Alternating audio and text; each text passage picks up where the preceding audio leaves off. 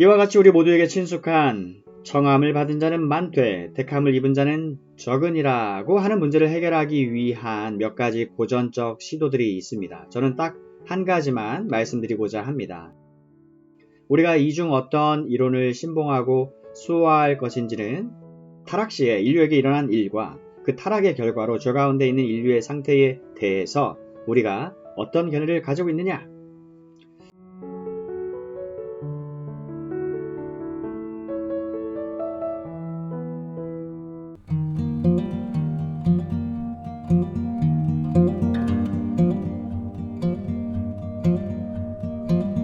다른 어떤 교리들보다도 이 교리를 다룰 때에는 우리 이성의 한계를 자각하고 열린 마음으로 성경에 다가가며 우리 자신의 개념이나 철학에 너무 이끌리지 않는 것이 중요하다는 점을 덧붙입니다.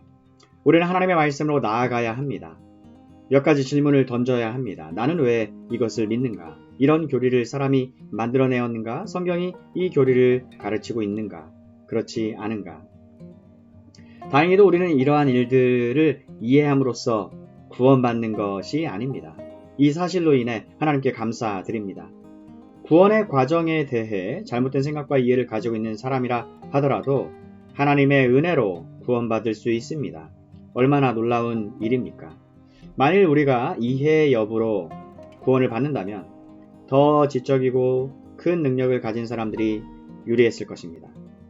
하지만 우리는 그렇게 구원받은 것이 아닙니다. 혹자는 말합니다. 우리가 이러한 문제들을 이해하는 것에 의해 구원받지 않는다면서 왜 굳이 이런 문제를 가지고 귀찮게 합니까? 이건 정말 어리석은 질문이라고 생각합니다. 말 그대로 우리가 귀찮게 하는 이유는 성경이 이 주제에 대해 많은 것을 말하고 있기 때문입니다.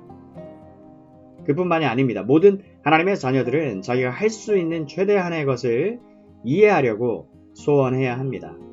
저는 그 이상의 일도 할 것입니다. 제 경험을 말씀드리자면 기독교 교리를 이해하고 구원의 길 내지 구원의 과정, 서정을 이해하는 것보다 더 믿음을 강화시켜주고 확신을 세워주고 앞으로 주어질 복된 소망의 확실성을 알게 해주는 것은 없었습니다. 때문에 저는 이 문제에 대해 스스로를 귀찮게 합니다. 지적인 측면에서도 대단히 흥미로운 문제이긴 하지만 이것이 지적 호기심의 대상은 아닙니다. 솔직히 말씀드리면 저는 1차적으로 가장 실제적인 이유 때문에 이 문제를 고찰합니다. 즉, 이 문제가 참으로 위로가 되고 힘을 주며 우리를 세워주기 때문입니다. 다시 말해 앞에서 여러 번 말했던 것처럼 온갖 교훈의 풍조에 밀려 요동하는 사람들은 에베소서 4장 14절 너무 게을러서 교리를 연구하지 못하는 사람들입니다. 그들은 나는 교리에는 관심 없습니다 라고 말하는데 그것이 바로 그들이 잘못된 교리를 믿는 이유입니다. 그들은 분별할 도구가 없습니다. 가르침을 평가할 시금석을 가지고 있지 않습니다. 그들은 중요한 건 내가 구원받았다는 사실뿐입니다 라고 이야기를 하지만 조만간 최신 사이비 종교나 이단을 따라가게 됩니다. 그러므로 비록 구원의 필수 불가결한 사항은 아니더라도 이런 문제들을 함께 고찰해 봅시다. 그리스도인의 삶의 세세한 부분에서 이 문제들은 실로 대단히 중요합니다.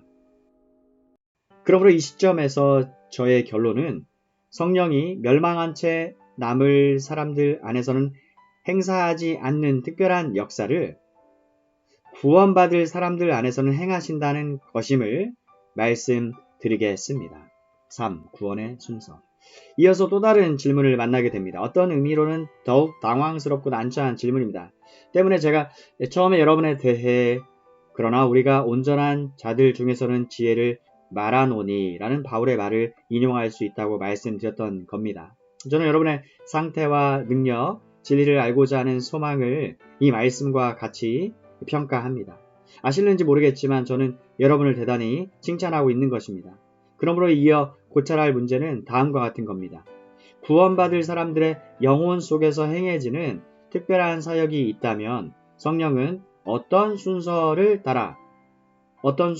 따라 이 사역을 행하시는가?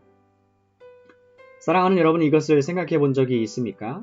위대한 권위자들, 교회의 위대한 학자들, 수세기 동안의 위대한 신학자들, 이런 거룩한 하나님의 사람들이 이 문제에 대해 수많은 책을 썼고, 소위 구원의 순서, 구원의 서정에 대해 논쟁을 했습니다. 솔직히 이것이 대단히 황홀한 주제라는 것을 다시 한번 고백합니다. 이번 강의를 준비하면서 이 문제를 고찰하느라 아주 많은 시간을 보냈습니다. 저는 구조적 아름다움을 찾기 위해 크로스워드 퍼즐 따위에 의지해야 하는 사람들을 이해할 수 없습니다. 다음의 문제를 생각해 보십시오. 어떤 단계와 과정이 있는가? 성령은 어떻게 이 사역을 진행하시는가? 이에 대한 대답으로 지금까지 제시된 것들은 끝이 없을 정도입니다. 성경 자체는 어떠한 정확한 순서도 제시하지 않습니다. 어떤 의미에서 여기에 가장 근접한 구절은 로마서 8장 28절 이하 30절입니다. 우리가 알거니와 하나님을 사랑하는 자 곧 그의 뜻대로 부르심을 입은 자들에게는 모든 것이 합력하여 선을 이루느니라. 주목하십시오. 하나님이 미리 아신 자들을 또한 그 아들의 형상을 본받게 하기 위하여 미리 정하셨으니 이는 그로 많은 형제 중에서 맏아들이 되게 하려 하심이라. 바울은 계속해서 말합니다. 또 미리 정하신 그들을 또한 부르시고 부르신 그들을 또한 의롭다 하시고 의롭다 하신 그들을 또한 영화롭게 하셨느니라. 이것이 순서가 아닙니까? 미리 정하시고 부르시고 의롭다 하시고 또한 영화롭게 하셨습니다. 맞습니다. 순서입니다. 하지만 유감스럽게도 이것이 완전한 목록은 아닙니다. 이 구절에서 사도는 우리에게 완전한 목록을 제시하는 일에 관심이 있었던 것이 아닙니다. 그는 특별한 목적을 염두에 두고 있었습니다. 그는 영화에 관심이 있었고 그것을 보증하고 싶었기 때문에 필수적인 단계들만 말했습니다. 그는 성화에 대해서는 전혀 언급하지 않습니다. 또 다른 본문이 있습니다. 루터파에서는 이 구절을 즐겨 사용합니다. 사도행전 26장에서 주 예수 그리스도가 다메섹 도상에 사도 바울에게 주신 위임령에 한 가지 순서가 제시되어 있습니다. 이스라엘과 이방인들에게서 내가 너를 구원하여 그들에게 보내어 무엇을 위해서입니까? 그 눈을 뜨게 하여 어둠에서 빛으로 사단의 권세에서 하나님께로 돌아오게 하고 죄사함과 나를 믿어 거룩하게 된 무리 가운데서 기업을 얻게 하리라. 사도행전 26장 17, 18절. 하지만 이 또한 완전한 목록은 결코 아닙니다. 이 구절은 목록을 상세하게 다루고 있지 않습니다. 순서를 제시하고 있지만 충분하지 않습니다. 제가 앞에서 말씀드렸듯이 이 구원의 순서라는 문제에 대해서는 단 두 사람도 의견이 일치하는 것을 보기가 매우 어렵습니다. 대단히 흥미로운 사실은 앞에서 언급한 5가지 학파에 속한 사람들이 자기들끼리도 의견이 일치하지 않는다는 겁니다. 개혁주의의 권위자들의 의견을 물어보면 이들 중 단 2명도 위의 항목들을 같은 순서로 배열하지 않을 것입니다. 이 경우에도 역시 정확한 순서에 도달할 수 없습니다. 왜 그렇습니까? 무엇이 문제입니까? 문제에 어떻게 접근하느냐에 따라 순서를 전혀 다르게 제시하기 때문입니다. 그래서 이런 어려움이 발생합니다. 어쨌든 이 문제에 접근하는 데에는 2가지 주요한 방법이 있습니다. 구원의 순서를 하나님의 마음 안에서 생각할 수 있습니다. 하나님의 마음 안에서 생각. 즉 거룩하심 가운데 타락의 결과로 죄 가운데 있는 사람들을 내려다 보시며 구원의 계획을 생각하고 계신 하나님의 입장에서 접근하는 것 말입니다. 여기에는 순서가 있었음이 분명합니다. 여러분은 영원하신 분의 마음 가운데 있는 일종의 논리적 순서를 생각해 볼 수 있습니다. 또 다른 접근 방법은 이와는 정반대되는 것으로서 시간에 따라, 즉 이 일들이 시간과 경험 속에 나타나는 방식에 따라 사고하는 것, 전개하는 것입니다. 아니면 이 순서를 순전히 객관적인 방식으로 생각해 볼 수도 있습니다. 경험적으로 일어나고 있는 일을 생각하는 대신에 다음과 같이 말할 수 있습니다. 사람들이 구원받을 수 있기 전에 일어나야 하는 일들은 무엇이고 그것들은 어떤 순서로 일어날까? 이것이 객관적인 관점입니다. 이어서 주관적인 관점을 취하여 내가 아는 것이라곤 이 일이 실제로 이런 방식으로 일어난다는 겁니다 라고 말할 수 있습니다. 이 문제에 대한 우리의 견해 역시 타락에 대해 그리고 타락의 결과 죄 가운데 있는 사람들의 상태에 대해 어떠한 견해를 가지고 있느냐에 따라 좌우될 것입니다. 그 교리에 따라 여러분 나름대로 구원의 순서를 정해보는 것은 흥미로운 훈련이 되리라 생각을 합니다. 그 결과를 보면 매우 흥미로울 것입니다. 다시 한번 이것이 구원의 필수적인 것은 아님을 말씀드려야겠습니다. 어느 누구도 이러한 것들을 올바른 순서로 배열했다고 해서 구원받지는 않을 것입니다. 하지만 다시 말하건대 비록 이것이 구원의 필수적인 것은 아니지만 대단히 유익하고 가치 있는 것이며 멋진 영적 훈련입니다.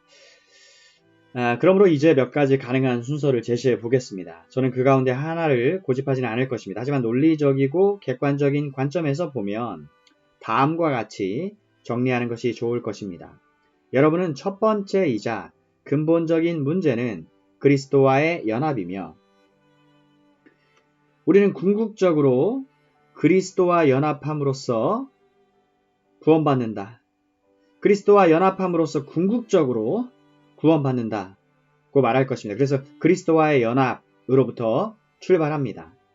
이 때문에 칭의를 다음에 놓고 또 그 때문에 중생이 뒤를 잇습니다. 그로부터 믿음이 도출되며 거기에서 양자됨이 나옵니다. 다음에는 회심을 놓을 수 있는데 여기는 회개와 돌이킴 그리고 믿음이 포함됩니다. 회심 이퀄 회개 플러스 믿음. 다음은 성화 그리고 다음은 견인입니다.